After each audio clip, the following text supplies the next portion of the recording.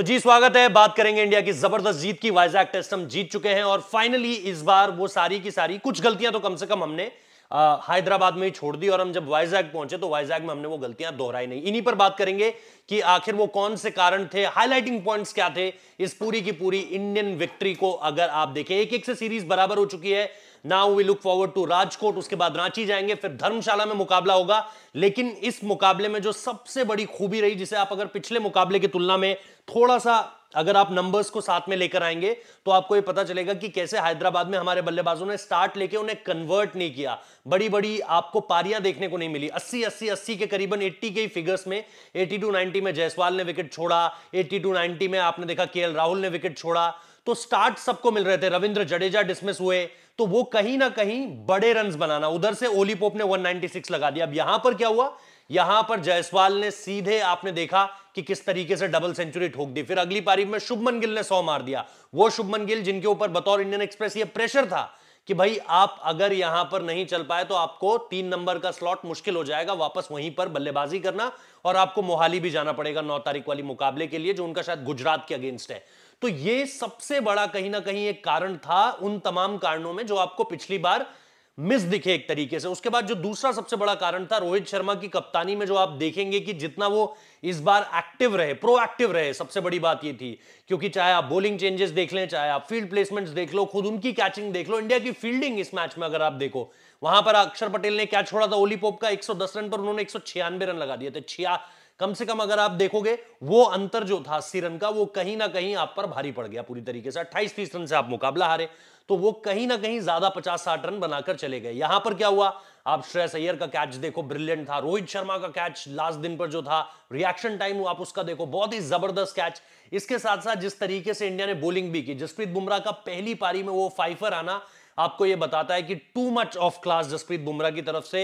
Yorker जो उन्होंने Ollie Pope को मारी, उसकी दुनिया में हर जगह तारीफ हो रही है। तो ये एक वो कारण था जिसमें आपने निश्चित तौर पर अपने फील्डर्स को बेहतर फील्डिंग करते हुए देखा। बॉलर्स का कंट्रीब्यूशन जिस तरीके से सामने निकल कर आया है पहली पारी में, अगर आप कुलदीप यादव को देखें, रविचंद्रन अश्विन को देखें, अक्षर पटेल को देखें, दूसरी पारी में भी अश्विन को आपने देखा, अक्षर को देखा, बुमराह तो है ही, कुलदीप यादव भी एक विकेट ले गए जो शुरुआत में उन्हें एक सफलता मिली थी। तो कहीं ना कहीं ये पूरी तरीके से जो एक जिसे आप कहो ग्रुप परफॉर्मेंस आई, इंडिविजुअली आप किसी पे डिपेंडेंट नहीं थे। बल्लेबाजी में आपको जायसवाल ने भी कर दिया, बल्लेबाजी में आपको शुभमन गिल ने भी कर दिया। तो उस तरह के कॉन्ट्रीब्यूशंस आपको बेहतर कर रहे थे, स्ट्रॉन्ग कर रहे थे। और दूसरी तरफ बॉलिंग में भी अश्विन और अक्षर तो हमेशा रहते ही हैं। कुलदीप ने भी जिस तरीके से आकर पहली पारी में चिप इन करा, फिर जसप्रीत बुमराह का फैक्टर आपके लिए इस पूरे के पूरे टेस्ट मैच को पूरी तरीके से पलट कर ले गया। 2 इंडिविजुअल्स वहां बैटिंग में, यशस्वी जायसवाल का 200, शुभमन गिल का 100 और इधर जसप्रीत बुमराह का फाइफर खोलना, इसने कहीं ना कहीं आपको इस टेस्ट मैच में आगे लाकर रख दिया। उधर से अगर हम बात करें तो आपने ओली पोप को पूरी तरीके से एक बार, मतलब इस बार उस तरीके से बड़े रन्स बनाने ही नहीं दिए। बेन डकेट को अगेन स्टार्ट मिल रहा था, क्रॉली को अगेन स्टार्ट मिल रहा था, लेकिन उस तरीके से चिप इन नहीं कर पाया अपनी किसी भी पारी पे। तो वो कहीं ना कहीं आपको इंग्लैंड का एक तरीके से आप बोलोगे कि इंग्लैंड वो नहीं कर पाई इस बार जो उन्होंने पहले टेस्ट में किया था, कि कोई भी बैटर जिसको स्टार्ट मिल रहा है कन्वर्ट कर दे अपनी उस पारी को और बड़े रन्स लगाए। वो चीज आपने ना बेन डकेट से देखी, ना जैक क्रॉली से देखी, ना ओली पोप से देखी, ना जो रूट से देखी, ना जॉनी बेस्टो देखो, पूरी तरीके से फेल रहे हैं। तो इंग्लैंड के अगर आप पहले टेस्ट मैच के स्टार्स को देखो तो ऑब्वियसली बेन डकेट की सेकंड इनिंग्स में रन्स आए थे, उसके बाद आपने पहली इनिंग्स में बेन स्टोक्स के रन्स देखे थे, फिर आपने जो है वो ओली पोप के रन्स देखे थे। इसके अलावा कोई बहुत ज्यादा कंट्रीब्यूशन नहीं कर पाया। लेकिन अगर आप सेकंड टेस्ट में देखेंगे तो कोई भी बल्लेबाज इस तरीके से अपनी छाप नहीं छोड़ पाया इंग्लैंड की तरफ से। बेन स्टोक्स ने कोशिशें की, जॉनी बेस्टो ने कोशिशें की, लेकिन वो कोशिश कभी भी कामयाब होती हुई तो आपको कहीं से नहीं दिखी। तो आई थिंक ये कुछ ऐसे इंपॉर्टेंट कारण हैं जिनको लेकर के आप ये कह सकते हो कि इंडिया इस टेस्ट मैच में आगे गया। और सबसे बड़ी बात इस टेस्ट मैच की है कि आप रैंक टर्नर बनाकर ये टेस्ट मैच नहीं जीत रहे हो। हर किसी को लग रहा था हैदराबाद से वाइजैक जाएंगे, टेस्ट मैच हार चुके हैं, इंग्लैंड कहीं ना कहीं सुपरसीड कर गया है। उसके बाद शोएब बशीर के नाम का बहुत हवा मचाया, विकेट्स मिले शोएब बशीर को, लेकिन उस तरीके से इंडिया ने चढ़ने नहीं दिया पूरी तरीके से कि भाई फाइफर और 6 या 7 विकेट ले जा लो और उसके बाद हमें बताना कि भाई हमारे खिलाफ कोई भी स्पिनर आएगा और वो अच्छा कर जाएगा। तो ये चीज कहीं ना कहीं इंडियन टीम ने नहीं होने दी है।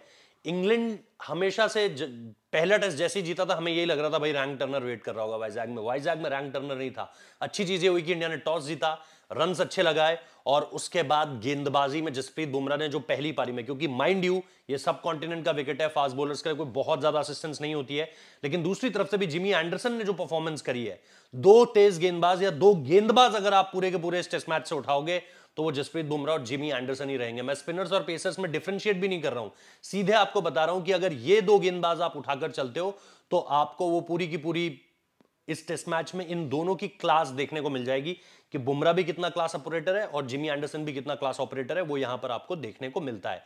तो ये चीज कहीं ना कहीं एक प्लस पॉइंट है जो इंडिया ने थोड़ा सा, जिसे आप कह सकते हो कि एक काउंटर बैक मारा, आउट ऑफ द बॉक्स कुछ लेकर आए कि भाई हम रैंक टर्नर नहीं जाएंगे। शायद इंदौर का सबक, जो ऑस्ट्रेलिया के अगेंस्ट आपको इंदौर में हार देखने को मिली थी कि यार इन्होंने तो स्पिन में खोल कर रख दिया हमें, टॉम हार्टले ने। अब यहां से अगर हम और जाते हैं तो इनके पास स्पिनर्स तो है ही, तो हम क्या करते हैं, थोड़ा सा अपनी एडवांटेज पे भी खेलते हैं। बैटिंग में अगर हम टॉस जीतकर पहले बैटिंग करके बड़े रन्स लगाते हैं, उस पर भी आप देखो इंग्लैंड को दाद देनी चाहिए, ड्रॉ के लिए खेल सकता था, लेकिन बेसबॉल में है ही नहीं ड्रॉ की सोच रखना, वो अग्रेसिव ही गए।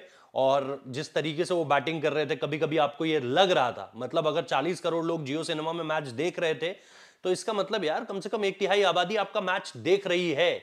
और इसकी एकमात्र वजह बेसबॉल का, क्रिकेट कि वो जो सोच है, अगर यही ड्रॉ के लिए खेल रहे थे कौन देख रहा होता, लेकिन जिस तरीके से अटैकिंग बैटिंग हो रही थी, इधर से भी काउंटर ट्रैक हो रहा है, बॉलर्स अपना पूरा का पूरा दिमाग लगा रहे हैं, कैप्टन अपनी स्ट्रैटेजी पूरी तरीके से बदल रहा है, जसप्रीत बुमराह का वो स्लोअर बॉल या फिर रोहित शर्मा का वो इतने कम रिएक्शन टाइम में कैच, ये सारी की सारी, या श्रेयस अय्यर का कैच अगर आप देखो, तो ये सारी की सारी वो चीजें जो आपको क्रिकेट फील्ड में एक साथ एक ही टेस्ट मैच में होती हुई नहीं दिखती हैं। तो ये रोमांच है जो वाइजैक के पास और इतने पास सबको ले आया और इतनी भारी संख्या में लेकर आ गया। सबसे अच्छी बात है कि इंडिया टेस्ट मैच में वापस आया, जीता, मतलब सीरीज में माफ कीजिएगा, वापस आया, जीता, और हम 1-1 से सीरीज इक्वलाइज कर चुके हैं बिफोर गोइंग टू राजकोट। अब राजकोट में जैसा आपको पता है, मैंने पहले भी बताया था, केएल राहुल की शायद वापसी हो रही है, और केएल राहुल की वापसी ऑलमोस्ट तय है वहां पर, लेकिन रविंद्र जडेजा को लेकर जैसा मैंने कहा कि सस्पेंस अभी बरकरार रहेगा। बीसीसीआई की जो ऑफिशियल रिलीज हमारे पास आई थी उसमें यह लिखा था कि राजकोट टेस्ट मैच तक, मतलब एक टेस्ट मैच के लिए दोनों जा रहे हैं। अब राजकोट में जड्डू आते हैं या नहीं ये देखना होगा। दूसरी तरफ कुछ जगह यह भी है कि जड्डू अब सीरीज से ही पूरी तरीके से बाहर हो जाएंगे, तो वो चीज इंडिया की सरदर्दी शायद थोड़ी सी बढ़ाएगी, लेकिन इंडिया को यह जीत जो है कॉन्फिडेंस देगी, क्योंकि इस कॉम्बिनेशन के साथ इंडिया लगातार इस टेस्ट मैच में डोमिनेट ही करता रहा, कहीं पर भी नीचे नहीं आया इंडिया। तो वही सोच के लेकर आप राजकोट जाएंगे, और राजकोट का विकेट तो और ज्यादा मतलब पाटा होता है पूरी तरीके से, वहां पर तो गर्मी बहुत ज्यादा पड़ती है, और वहां पर देखना पड़ेगा कि किस तरीके से चीजें असिस्ट करती हैं। फिलहाल इस वीडियो को देखने के लिए बहुत बहुत शुक्रिया। ये कुछ ऐसे पॉइंटर्स थे जिसमें मुझे लगा है कि हाईलाइटिंग पॉइंट्स हैं मैच के पूरी तरीके से, जहां इंडिया ने मैच जीता और सीरीज को बराबर पर ला खड़ा किया है। अब इंजरीज की चीजें देखेंगे और ये भी देखेंगे कि टीम कब तक आती है और क्या उसमें विराट कोहली का नाम होगा या नहीं, ये चीज सबसे ज्यादा देखने वाली दिलचस्प होगी। फिलहाल इस वीडियो को देखने के लिए बहुत बहुत शुक्रिया। पसंद आया तो शेयर कीजिए, चैनल को सब्सक्राइब कीजिए। जय हिंद, जय भारत।